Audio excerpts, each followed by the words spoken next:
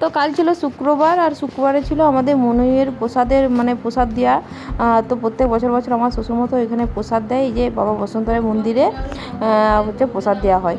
তো হচ্ছে এই যে দেখো পুজো প্রায় হয়েই এসছে, আর এদিকে দেখো আমরা হচ্ছে বাবাকে প্রদক্ষিণ করছি।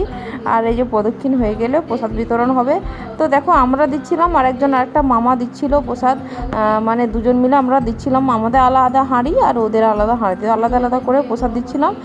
তো এখনও লোকজন সেরকম আসেনি প্রসাদ বিতরণ, যাদের মানে যারা নেবে আর কি প্রসাদ, তারা কেউই এখন আসেনি। আমরাই কজনই, এই যে দেখো আমার শ্বশুরমশাই এই যে যিনি প্রণাম করছেন, আর এইতে দেখো মানে আরেকটা ফ্যামিলি, দুটো ফ্যামিলি মিলে আমরা প্রসাদ দেওয়া হচ্ছে। আর এই যে আমি যাচ্ছি দেখো, আর এই যে প্রসাদ দেওয়া শেষবার আমাদের ঘোরা এটা, এই যে প্রণাম করে নিচ্ছি।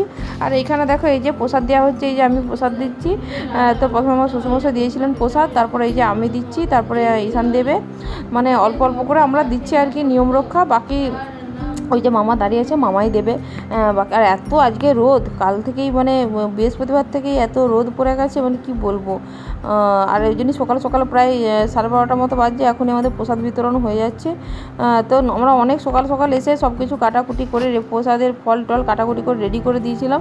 আর তারপরে দেখো বাড়িতে, আর তখন আমরা শ্বশুরবাড়িতেই ছিলাম, ওখানেই খাওয়া দাওয়া করেছি, দুপুরবেলাটা ওখানেই কাটেছি। আর এখন প্রায় রাত্রেবেলা, আর রাত্রেবেলায় দেখছি সন্ধ্যেবেলায় 7টার সময় আমরা বাড়িতে এসে দেখছি আমার মা আর বাবা এসছে। তো এই যে মা বলছে আমি রান্না করতে, ওরা অনেক কষ্ট হয়েছে। তো